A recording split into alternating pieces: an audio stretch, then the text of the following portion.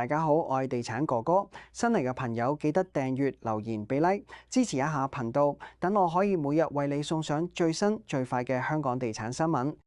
今日係5月5日，星期二。山頂南區豪宅上個月錄得20宗成交，涉金額高達18億，特別係過億大雕，數量倍增。根據《東方日報》今日報導，山頂同南區呢兩個老牌豪宅熱點價量齊升現象明顯。代理統計顯示，上月逾億元買賣個案比之前加倍，反映豪宅重返市場掃貨。呢個趨勢唔只係數字遊戲，背後係整體樓市回暖，加上利率環境穩定，內地資金同專才入境需求推高豪宅需求。好似山頂歌賦、山道嗰啲超級豪宅。雖然之前有蝕讓記錄，但係最新成交顯示買家開始睇好長線升值潛力。分析嚟講，山頂南區豪宅供應有限，地段優勢明顯。近年設立政策生效後，豪宅交投明顯復甦，首季1000萬以上豪宅註冊宗數已升50%以上，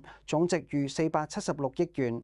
如果計及最新數據，山頂獨立屋動輒上億，尺價輕鬆過2萬。買家多數係企業家或者家族辦公室，佢哋唔計短期波動，只睇資產配置價值。呢波升勢預計仲會延續到下半年。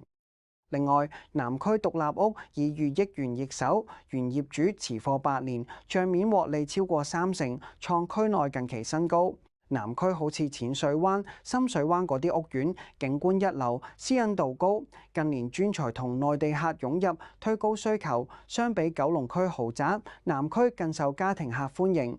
數據顯示，首季內地買家註冊近4000宗，涉資426億，按年升90%以上。豪宅係佢哋首選。人民幣走強，令香港物業更吸引。轉講下二手，大埔嘉禧刷新年內蝕讓新高，兩房630萬沽出，帳面蝕逾33%，即係超過320萬。呢個位於白石角嘅半新盤，原業主持貨約8年。由高位接貨，依次易手後，屋苑蝕讓紀錄正式破頂。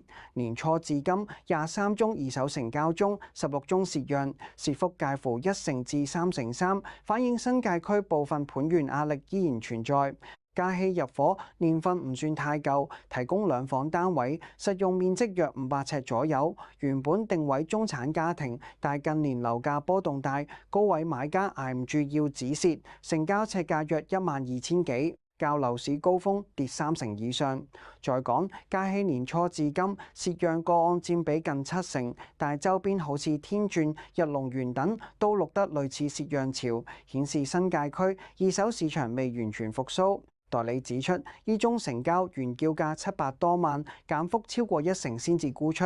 持貨8年嘅業主原本期望樓價反彈，但利率高企同供應過剩，令佢忍痛離場。從宏觀角度睇，雖然首4月二手註冊量升4.1%，創5年高位，但蝕讓宗數亦增5.2%，上月560宗。雖然整體樓價首季升5.5%，但新界半新盤受供應增加影響，競爭激烈，買家議價空間大，原業主要減價沽出，否則難成交。